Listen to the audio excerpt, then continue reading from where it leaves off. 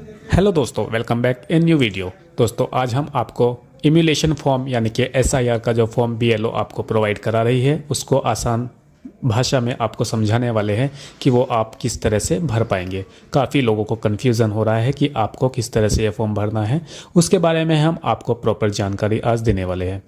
BLO आपके पास इस तरह से एक फॉर्म लेके आएगी, आप स्क्रीन पे जो देख पा रहे हैं इस तरह से फॉर्म होगा।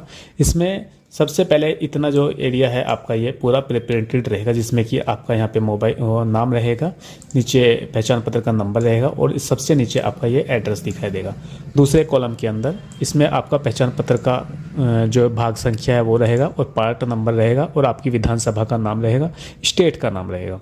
तीसरे कॉलम में एक बारकोड दिया गया है जिसको आप स्कैन करके वेरीफाई कर सकते हैं। चौथे कॉलम में आपको यहाँ पे एक फ़ोटो मिल जाएगा जो कि पहले से प्रिंटेड होके आपके फॉर्म में मिलने वाला है। और उसके बाद एक ये खाली जगह दी गई है जिसमें कि आपको एक नया फ़ोटो अपना पासपोर्ट साइज़ वाइट बैकग्राउंड के साथ में इस पर पेस्ट करना है, यानी कि चिपकाना है। अब बात कर लेते हैं इसमें भरना क्या क्या है। ये सारा एरिया खाली रहेगा, ये वाला एरिया, और इसमें 3 कॉलम दिया गया है। एक तो फर्स्ट में तो ये बड़े वाला कॉलम है, यहाँ से लेके यहाँ तक। उसके बाद दूसरा कॉलम ये है, इसके बाद तीसरा कॉलम इसमें ये दिया गया है। अब पहले कॉलम की अगर बात करें तो इसमें सबसे पहले जो वोटर है उसको अपना वोटर कार्ड का डेट ऑफ बर्थ, यानी कि जो उसके आधार कार्ड में डेट ऑफ बर्थ है, रियल डेट ऑफ बर्थ, वो यहाँ पे भरना होगा। उसके बाद दूसरा नंबर पे उसको अपने आधार कार्ड का नंबर भरना होगा।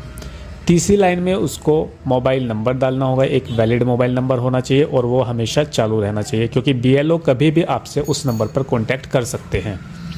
चौथे में आवेदक के पिता का नाम होना चाहिए। पांचवें में आवेदक के पिता का पहचान पत्र की संख्या होनी चाहिए जिसको एपिक नंबर भी बोला जाता है, यानी कि वोटर कार्ड संख्या। उसके बाद आवेदक की माता का नाम, उसके बाद आवेदक की माता का पहचान पत्र संख्या, उसके बाद आवेदक के पति या पत्नी का नाम, अगर मेल है और वो मैरिड है तो उसको अपनी पत्नी का नाम यहाँ पे डालना होगा, या फिर अगर फीमेल है और उसको अपने पति का नाम यहाँ पे डालना होगा और यहाँ पे पति या पत्नी का पहचान पत्र का नंबर देना होगा। अब ये आगे दूसरे कॉलम की बात। अब इन 2 कॉलम में से सिर्फ एक कॉलम भरना है। ये कॉलम उसको भरा जाएगा जिसका के 2003 की वोटर लिस्ट में नाम है पहले से, यानी कि जिसका 2003 में जो एसआईआर का हुआ था उसमें उसका अगर नाम है, यानी कि 2003 का अगर पहचान पत्र है और वोट है तो उसकी डिटेल्स इसमें सेम डिटेल्स डालनी होगी जो कि उसके 2003 के वोटर कार्ड के अंदर है। अब ये वाला कॉलम किसको डालना है? ये वाला कॉलम उसको डालना है जिनका 2003 की लिस्ट में नाम नहीं है, यानी कि जैसे कि वो ये कैंडिडेट होंगे जिनका 18 साल की एज है, 20 साल की एज है या 25 साल की एज है। उनको क्या होगा कि उनको अपने पिता का या अपने दादा का या अपनी दादी का या अपनी माता का किसी भी एक कैंडिडेट्स का इसमें डिटेल्स देना होगा उनके 2003 की लिस्ट के अनुसार। ये ध्यान रखना है दोस्तों, 2003 की लिस्ट के अनुसार उनका जो भी नाम है, जैसे नाम है, वो सेम नाम सेम डिटेल्स यहाँ पे इस फॉर्म के अंदर उनको देना होगा। और यहाँ पे लास्ट में जो दिया गया है यहाँ पे एसी नंबर, यानी कि उसकी कॉन्स्टिट्यूंसी का नाम, पार्ट नंबर और सीरियल नंबर यहाँ पे डाल देंगे, सेम यहाँ पे भी डाल देंगे।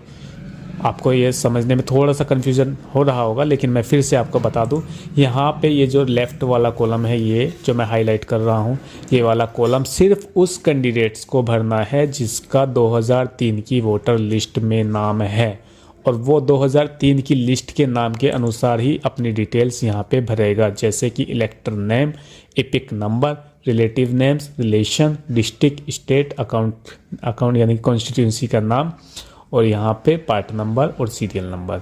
सेम यहाँ पे क्या है, यहाँ पे उस कैंडिडेट्स को डिटेल्स देनी होगी जिसका के 2003 की लिस्ट में, वोटर लिस्ट में नाम नहीं है।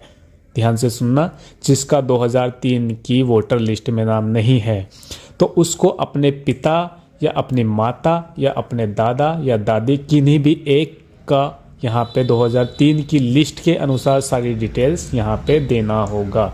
उसके बाद यहाँ पे आपको अपना विधानसभा का नंबर, उसके बाद पार्ट नंबर और सीरियल नंबर डालना होगा उसी पहचान पत्र का जो आप यहाँ पे डिटेल्स देने वाले हैं। उसके बाद यहाँ पे एक सिग्नेचर करना होगा जिसका कि ये वोटर वेरिफिकेशन हो रहा है, यानी कि जिसका भी नाम से ये फॉर्म होगा।